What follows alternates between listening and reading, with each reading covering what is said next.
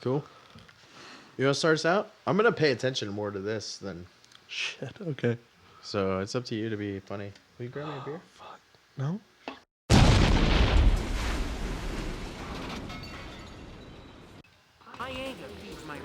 Alright, welcome to Late to the Game. Hey, what's going on, everybody? Oh! We're, Carl, we're not, but Carl is playing, it's just called TMNT for the PlayStation 2. And we jumped through the tutorial so that you wouldn't be bored by that, and Carl is whooping some ass as somebody named the... What was he called? Night Watcher. The Night Watcher.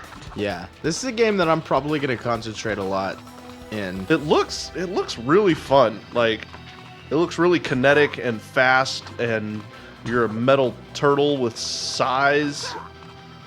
Who's gonna argue with that? Not me, because Raphael's my favorite Ninja Turtle. Yeah, which is just whatever. I don't know. Well, when I was a kid, it was Michelangelo, because he was the most fun-loving Yeah, because one. he was the funny guy.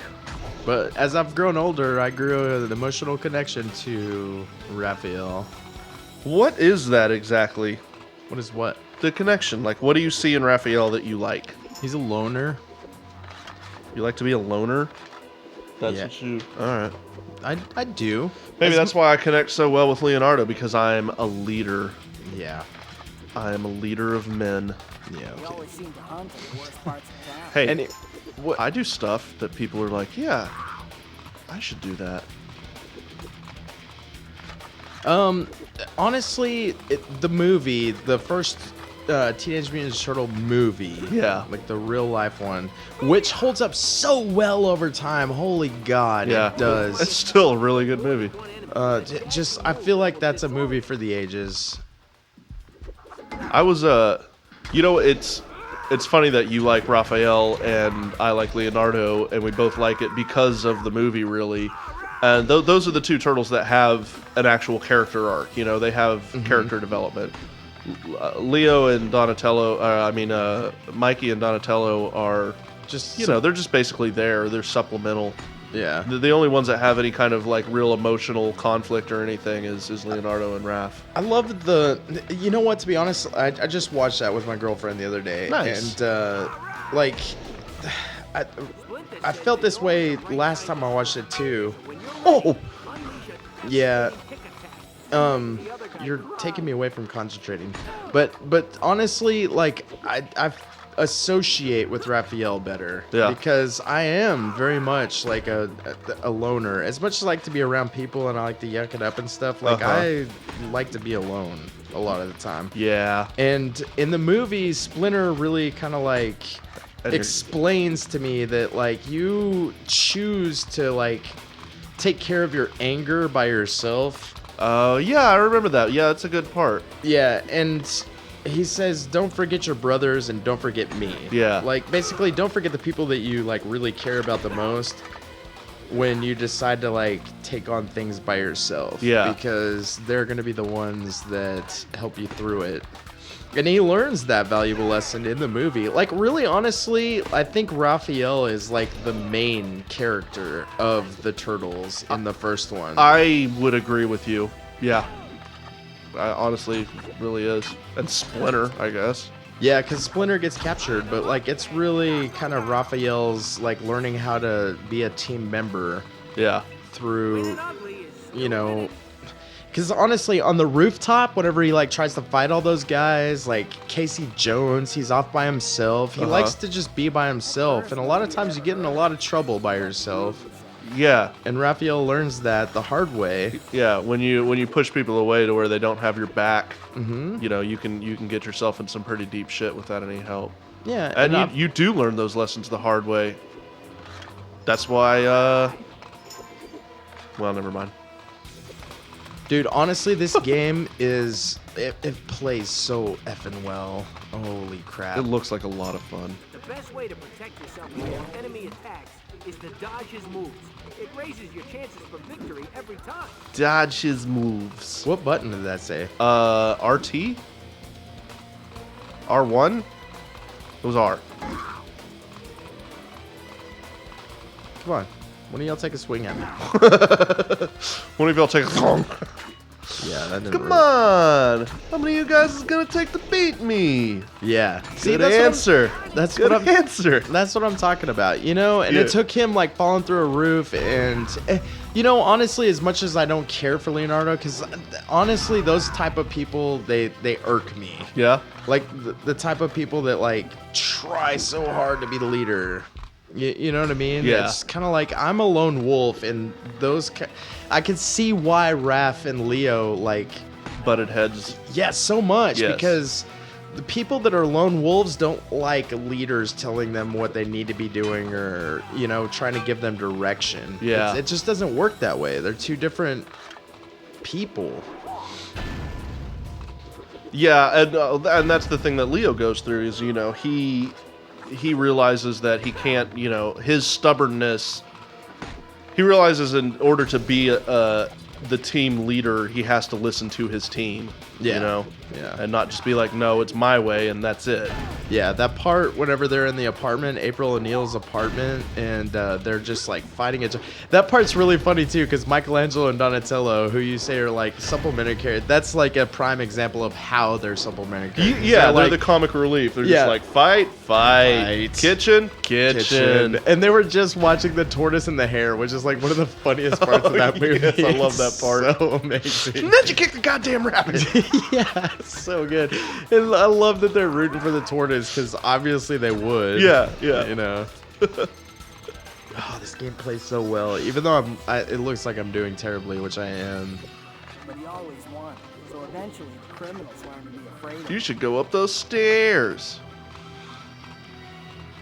Normally, dodging your enemies using evasive rolling moves. So it's been a really long time. Is anybody the main character of the second movie? They're all kind of they made them more of a team. Like the first, they did a good job of making the first movie like kind of the support structure of like who's who, and then in the second movie it's them working as a team. Because I know in the really third is. movie, which sucks complete ball sack, Yeah. but Michelangelo is basically the main character of that one, right?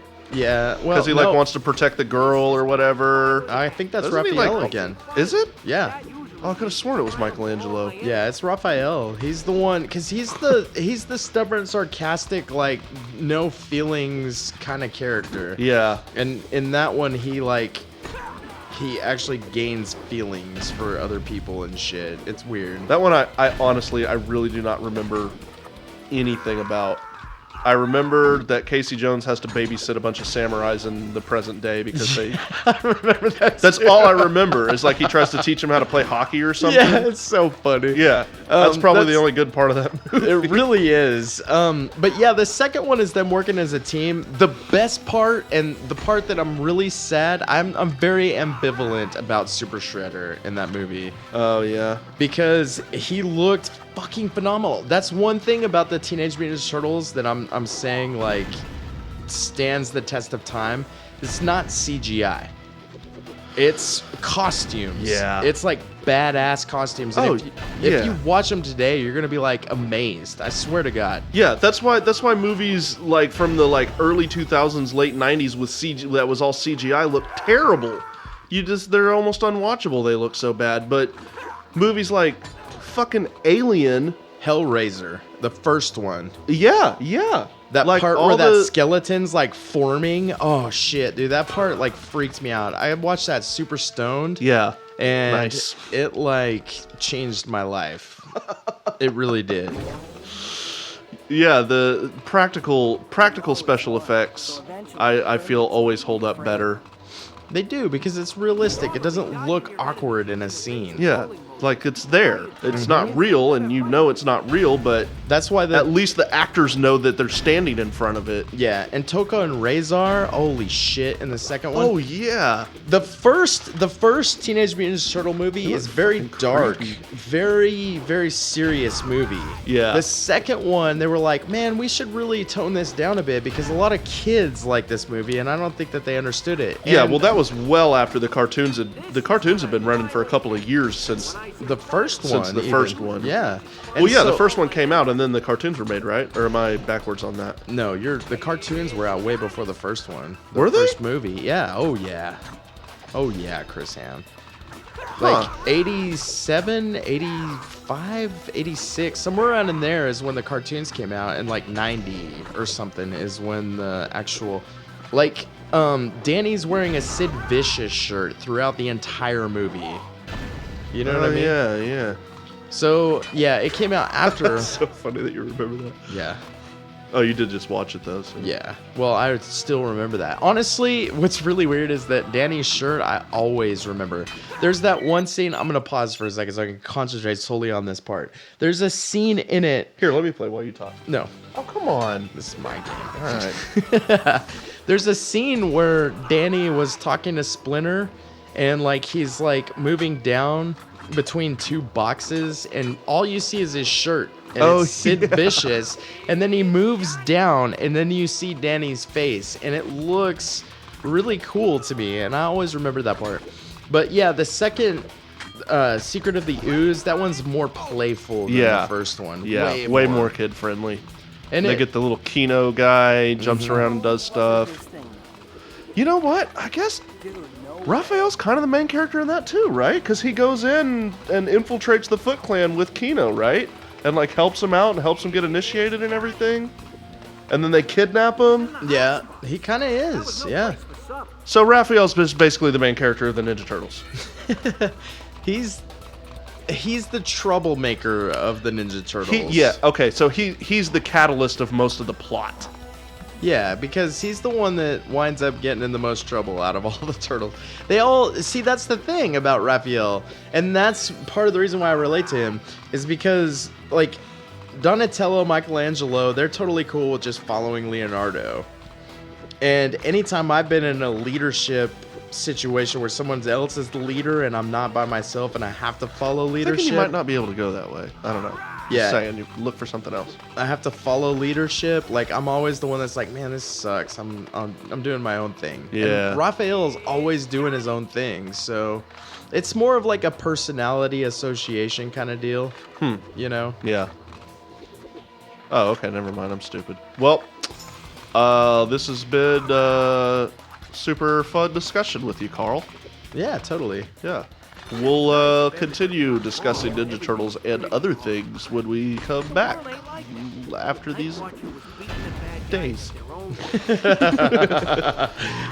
Bye. Later. Later.